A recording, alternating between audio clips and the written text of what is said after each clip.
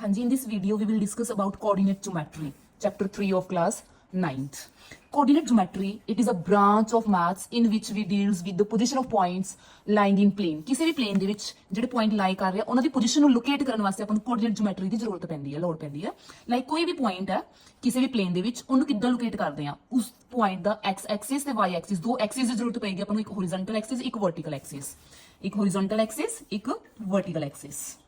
Horizontal Axis ਨੂੰ ਬੋਲਦੇ ਆ x ਐਕਸਿਸ ਔਰ ਵਰਟੀਕਲ ਐਕਸਿਸ ਨੂੰ ਬੋਲਦੇ ਆ y ਐਕਸਿਸ। ਠੀਕ ਹੈ ਜੀ, suppose this is any point, ਇਹਨੂੰ ਲੋਕੇਟ ਕਰਨਾ ਕਿ ਇਸ ਪੇਪਰ ਪਲੇਨ ਦੇ ਵਿੱਚ ਕਿੱਥੇ ਪਿਆ, ਤਾਂ ਆਪਾਂ ਨੂੰ ਦੋ ਐਕਸਿਸ ਜ਼ਰੂਰਤ ਪਏਗੀ। ਜਿੱਥੇ ਦੋਨੋਂ ਐਕਸਿਸ ਜ਼ਰੂਰਤ ਕਰਦੀਆਂ ਨੇ ਉਹਨੂੰ ਬੋਲਦੇ ਆ ਓਰੀਜਨ। ਕੀ ਬੋਲਦੇ ਆ ਜੀ? ਓਰੀਜਨ। ਇਸ ਪੁਆਇੰਟ ਦਾ x ਐਕਸਿਸ ਤੋਂ ਪਰਪੈਂਡੀਕੂਲਰ ਡਿਸਟੈਂਸ ਮੈਜ਼ਰ ਕਰ ਲਾਂਗੇ, y axis to distance measure कर लेंगे perpendicular बिल्कुल straight. Suppose this is A and this is B. Suppose this distance is B and this distance is A. So इस point की position की होएगी A, B. ठीक है जी, अगर कोई भी पॉइंट लिखे सपोज 2,3 ਤਾਂ ਇਹ ਤੋਂ ਆਪਾਂ ਨੂੰ ਪਤਾ ਲੱਗ ਰਿਹਾ ਕਿ ਇਹ x ਐਕਸਿਸ ਤੋਂ 3 ਯੂਨਿਟ ਦੂਰ ਹੈ ਤੇ y ਐਕਸਿਸ ਤੋਂ 2 ਯੂਨਿਟ ਦੂਰ ਹੈ। ਠੀਕ ਹੈ, ਪਰਪੈਂਡੀਕੂਲਰ ਡਿਸਟੈਂਸ ਤਾਂ ਐਦਾਂ ਆਪਾਂ ਮੈਜ਼ਰ ਕਰ ਸਕਦੇ ਹਾਂ। ਹੁਣ ਇਹ ਤੁਸੀਂ ਯਾਦ ਰੱਖਣਾ ਕਿ ਕੋਈ ਵੀ ਪੁਆਇੰਟ ਜਦੋਂ ਆਪਾਂ ਲਿਖਦੇ ਹਾਂ ਆਰਡਰਡ ਪੇਅਰ ਦੇ ਵਿੱਚ ਲਿਖਦੇ ਹਾਂ, ਪੇਅਰ ਚ ਲਿਖਦੇ ਹਾਂ, ਪਹਿਲਾਂ ਲਿਖਦੇ ਹਾਂ x ਫਿਰ ਲਿਖਦੇ ਹਾਂ y coordinate, x coordinate y coordinate. ਠੀਕ ਹੈ ਜੀ, y ਕੋਆਰਡੀਨੇਟ। x ਕੋਆਰਡੀਨੇਟ ਦਾ ਇੱਕ ਹੋਰ ਨੇਮ ਹੈ ਐਬਸੀਸਾ, x ਕੋਆਰਡੀਨੇਟ ਦਾ ਇੱਕ ਹੋਰ ਨੇਮ ਹੈ ਐਬਸੀਸਾ ਔਰ y ਕੋਆਰਡੀਨੇਟ ਦਾ ਓਰਡੀਨੇਟ। ਠੀਕ, ਨਾਓ ਜਦੋਂ ਵੀ ਕਿਸੇ ਵੀ ਪੁਆਇੰਟ ਨੂੰ ਆਪਾਂ ਲੋਕੇਟ ਕਰਦੇ ਤਾਂ ਆਰਡਰਡ ਪੇਅਰ 'ਚ ਹੀ ਕਰਾਂਗੇ। ਠੀਕ ਹੈ, ਇਹ ਚੀਜ਼ ਯਾਦ ਰੱਖਣੀ ਹੈ ਕਿ ਜੋ A ਹੈ ਇੱਥੇ ਜੋ ਕਿ x ਹੈ ਉਹ ਕੀ ਹੁੰਦਾ ਹੈ, ਦੇਖੋ ਇੱਥੇ A ਸੀ ਨਾ, A ਹੈ ਕਿ ਸੀ y ਐਕਸਿਸ ਤੋਂ ਪਰਪੈਂਡੀਕੂਲਰ ਡਿਸਟੈਂਸ ਸੀ ਪੁਆਇੰਟ ਦਾ, ਇਸ ਪੁਆਇੰਟ ਦਾ y ਐਕਸਿਸ ਤੋਂ ਪਰਪੈਂਡੀਕੂਲਰ ਡਿਸਟੈਂਸ। ਸੋ ਇਹ ਯਾਦ ਰੱਖਣਾ ਹੈ ਕਿ x coordinate always gives us perpendicular distance from y Axis. ਠੀਕ ਹੈ, and y always give us perpendicular distance from x axis. ये डायरेक्ट क्वेश्चन पूछा जाता है, कई बार ਤੁਹਾਨੂੰ क्वेश्चन दे देंगे -4,3 पॉइंट है, इस पॉइंट ਦਾ x एक्सिस ਤੋਂ परपेंडिकुलर डिस्टेंस कर दो तो x एक्सिस तो ਕੀ ਹੋਏਗਾ y1। सो इस पॉइंट ਦਾ perpendicular distance from x axis ਕੀ ਹੋਏਗਾ ਜੀ? 3 यूनिट्स, क्योंकि अपन यूनिट्स का पता नहीं किलोमीटर है, मीटर है, सेंटीमीटर, डिस्टेंस तो कुछ भी हो सकता है, तो आप लिख देंगे यूनिट्स।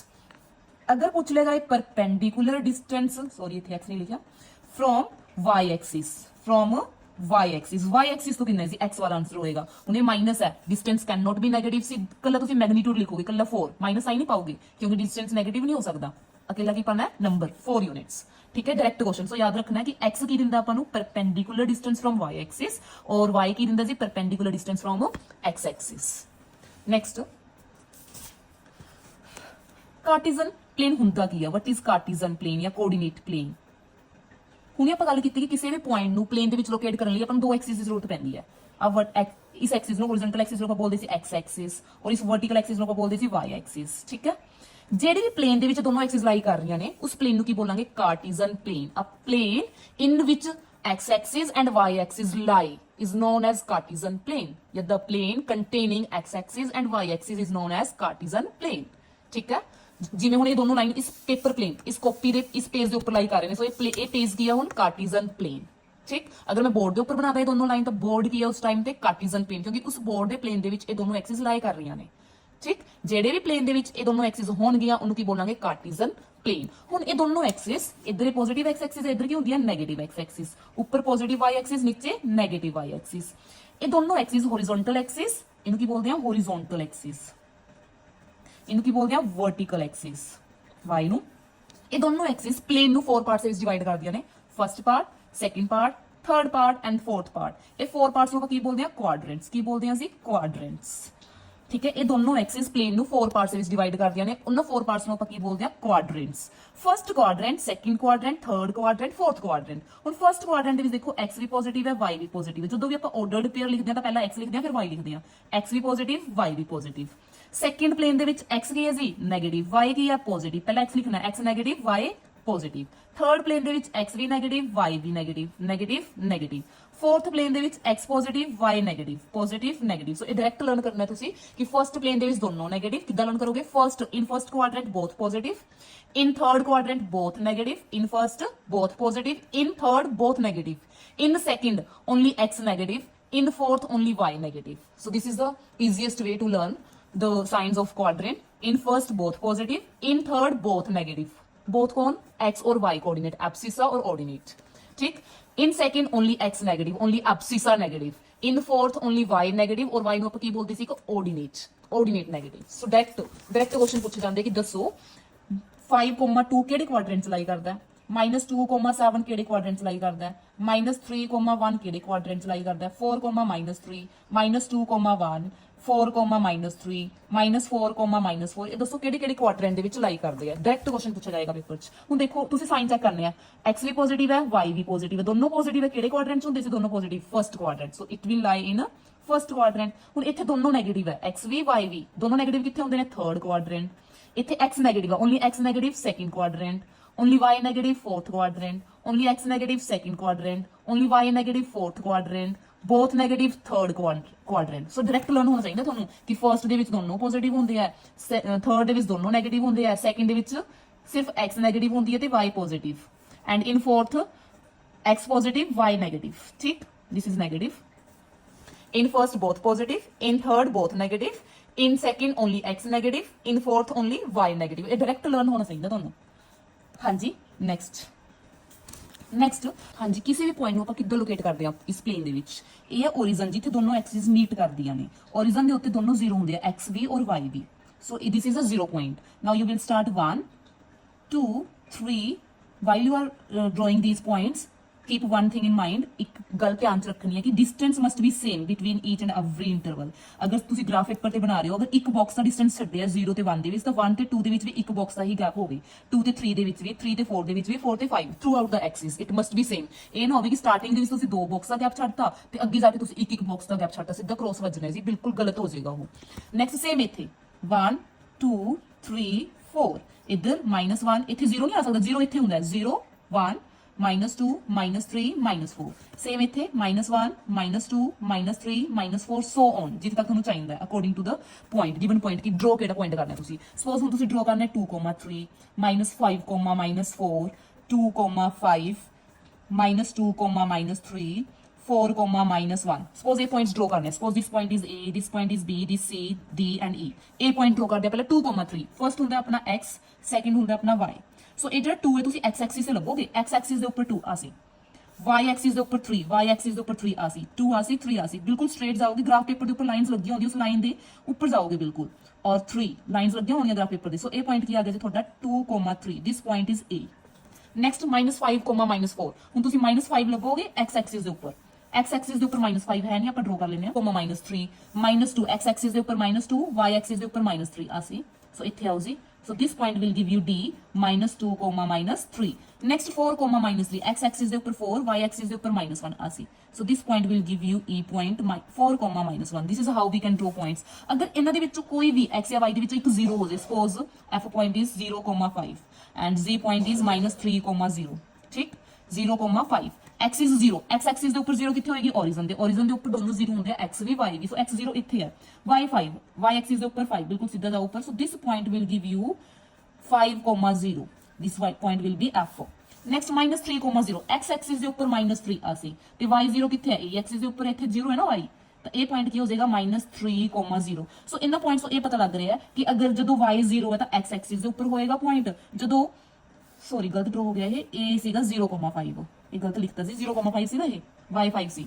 ਜਦੋਂ x ਐਕਸਿਸ ਦੇ ਉੱਪਰ ਕੋਈ ਪੁਆਇੰਟ ਲਾਈ ਕਰੇਗਾ ਤਾਂ ਉਸਦਾ y ਕੋਆਰਡੀਨੇਟ 0 ਹੋਏਗਾ, ਜਦੋਂ y ਐਕਸਿਸ ਦੇ ਉੱਪਰ ਕੋਈ ਪੁਆਇੰਟ ਲਾਈ ਕਰੇਗਾ ਤਾਂ ਉਸਦਾ x ਕੋਆਰਡੀਨੇਟ ਐਬਸਿਸ 0 ਹੋਏਗਾ। ਸੋ ਇਹ ਕੁਐਸਚਨ ਵੀ ਬਣਦਾ ਹੈ ਕਿ what is equation of x axis? x axis ਦੇ ਉੱਪਰ ਕੌਣ 0 ਹੈ? y equal to 0। So equation of y axis ਦੇ ਉੱਪਰ ਕੌਣ 0 ਹੈ? x equal to 0। ਸੋ ਇਹ ਵੀ ਕੁਐਸਚਨ ਪੁੱਛਿਆ ਜਾਂਦਾ ਪੇਪਰ 'ਚ ਕਿ x ਐਕਸਿਸ ਦੀ ਇਕੁਏਸ਼ਨ ਕੀ ਹੈ ਜੀ? y equal to 0।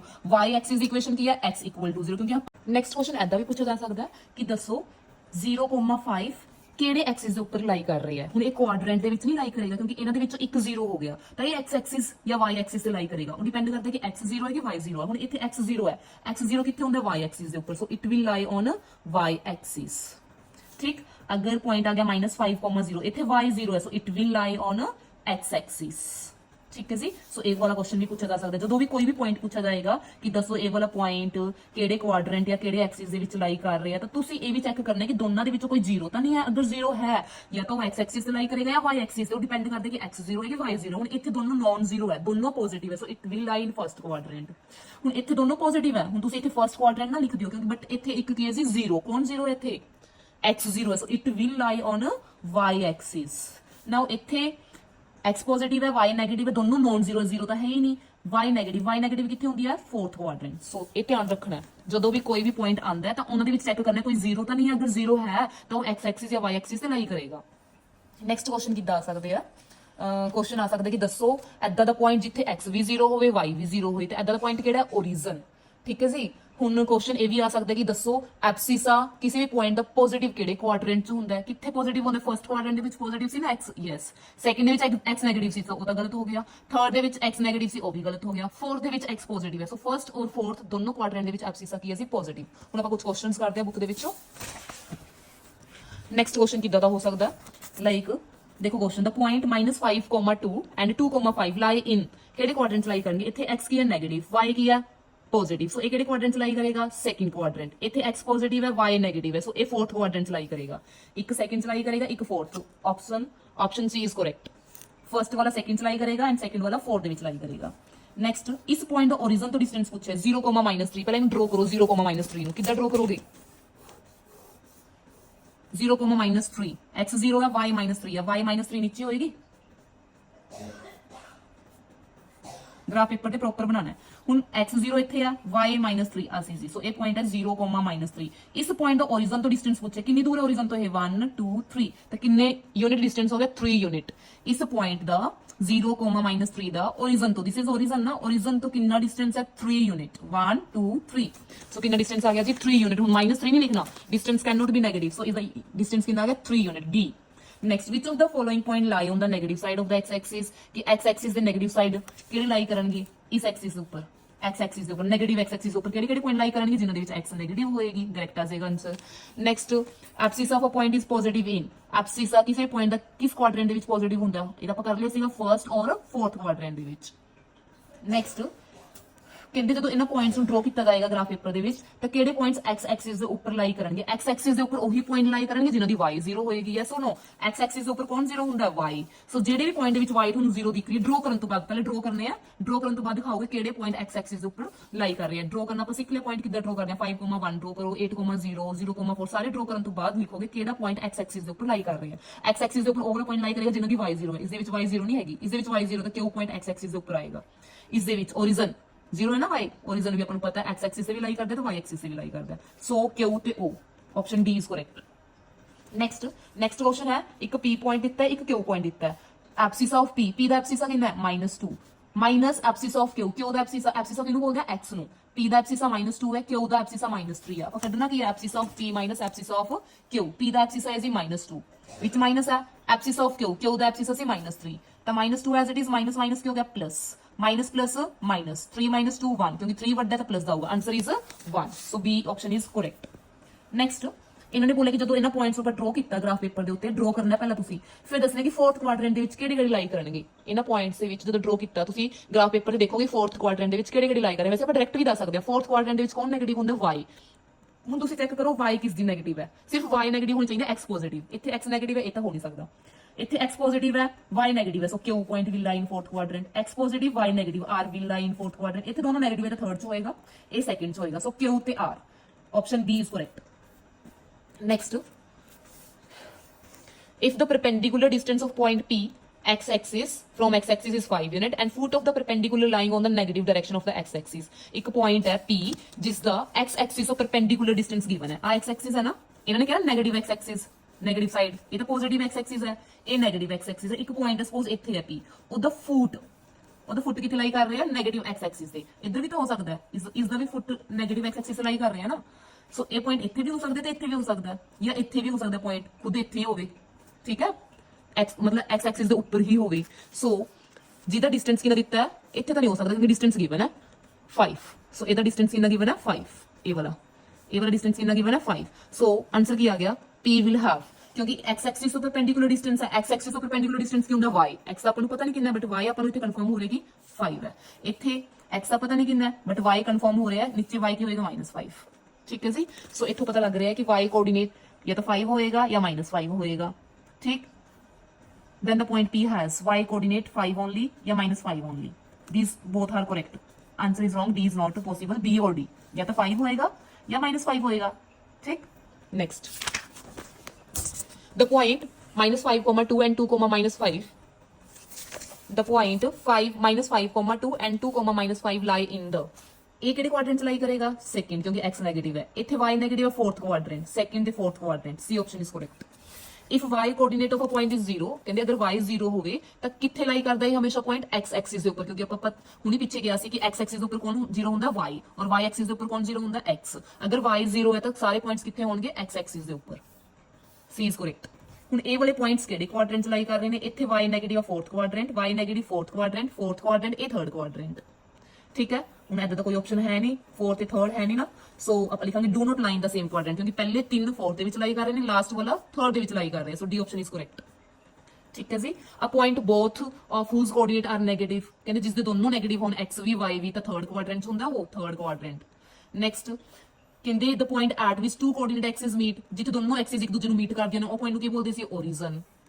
ਨੈਕਸਟ 0, -7 ਇੱਥੇ x 0 ਹੈ x 0 ਕਿੱਥੇ ਹੁੰਦਾ ਸੈਕਿੰਡ ਤੁਹਾਨੂੰ ਸਾਈਨ ਦੇਖਣ ਦੀ ਜ਼ਰੂਰਤ ਨਹੀਂ ਅਗਰ 0 ਆ ਜਾਂਦਾ x 0 ਹੈ ਤਾਂ ਆਬਵੀਅਸਲੀ y ਐਕਸਿਸ ਦੇ ਉੱਪਰ ਹੋਏਗਾ ਸੋ it will lie on y Axis ਕਿਉਂਕਿ ਇੱਥੇ y ਨੈਗੇਟਿਵ ਹੈ ਤਾਂ ਨੈਗੇਟਿਵ y ਐਕਸਿਸ ਡਾਇਰੈਕਸ਼ਨ ਵੀ ਦੱਸ ਸਕਦੇ ਹਾਂ ਨੈਕਸਟ -10, 0 ਇੱਥੇ y 0 ਤਾਂ x ਐਕਸਿਸ ਦੇ ਉੱਪਰ ਹੋਏਗਾ ਔਰ x ਨੈਗੇਟਿਵ ਹੈ ਤਾਂ negative x axis so it will lie on negative direction of x axis next ਸਾਰੇ ਪੁਆਇੰਟਸ ਦਾ ਐਬਸੀਸਾ ਕੀ ਹੁੰਦਾ x ਐਕਸਿਸ ਦੇ ਉੱਪਰ x ਐਕਸਿਸ ਦੇ ਉੱਪਰ ਐਬਸੀਸਾ ਤਾਂ ਕੁਝ ਨਾ ਕੁਝ ਹੋਏਗਾ ਬਟ y 0 ਹੁੰਦਾ ਐਬਸੀਸਾ ਤਾਂ ਕੁਝ ਵੀ ਹੋ ਸਕਦਾ ਕੋਈ ਵੀ ਨੰਬਰ ਹੋ ਸਕਦਾ -2 +5 8 ਕੁਝ ਵੀ ਹੋ ਸਕਦਾ ਐਨੀ ਨੰਬਰ ਠੀਕ ਹੈ option D is correct coordinate of all point on x Axis coordinate ਕਿਹਨੂੰ ਬੋਲਦੇ ਆ ਆਪਾਂ y ਨੂੰ y ਕੋਆਰਡੀਨੇਟ ਨੂੰ ਕੀ ਬੋਲਦੇ ਆ ਆਰਡੀਨੇਟ x ਕੋਆਰਡੀਨੇਟ ਨੂੰ ਕੀ ਬੋਲਦੇ ਆ ਐਬਸੀਸਾ x ਐਕਸਿਸ ਦੇ ਉੱਪਰ ਕੋਆਰਡੀਨੇਟ ਕੀ ਹੁੰਦਾ ਹੈ 0 ਠੀਕ the point whose abscissa and ordinate have different sign ਮਤਲਬ ਇੱਕ ਪੋਜ਼ਿਟਿਵ ਹੋਏ ਇੱਕ ਨੈਗੇਟਿਵ ਹੋਏ ਉਹ ਕਿਹੜੇ ਕੁਆਡਰੈਂਟ ਚ ਲਾਈ ਕਰਦਾ ਇੱਕ ਪੋਜ਼ਿਟਿਵ ਇੱਕ ਨੈਗੇਟਿਵ ਸੈਕਿੰਡ ਦੇ ਵਿੱਚ x ਨੈਗੇਟਿਵ ਹੁੰਦਾ y ਪੋਜ਼ਿਟਿਵ ਹੁੰਦਾ ਥਰਡ ਦੇ ਵਿੱਚ x ਪੋਜ਼ਿਟਿਵ ਹੁੰਦਾ y ਨੈਗੇਟਿਵ ਹੁੰਦਾ ਸੋ ਸੈਕਿੰਡ ਤੇ ਫੋਰਥ ਕੁਆਡਰੈਂਟ ਆ ਗਏ ਫਰਸਟ ਦੇ ਵਿੱਚ ਦੋਨੋਂ ਪੋਜ਼ਿਟਿਵ ਐਂਡ ਥਰਡ ਦੇ ਵਿੱਚ ਦੋਨੋਂ ਨੈਗੇਟਿਵ ਉਹ ਤਾਂ ਸੇਮ ਸਾਈਨ ਹੋ ਗਈ ਸੈਕਿੰਡ ਕੁਆਡਰੈਂਟ ਦੇ ਵਿੱਚ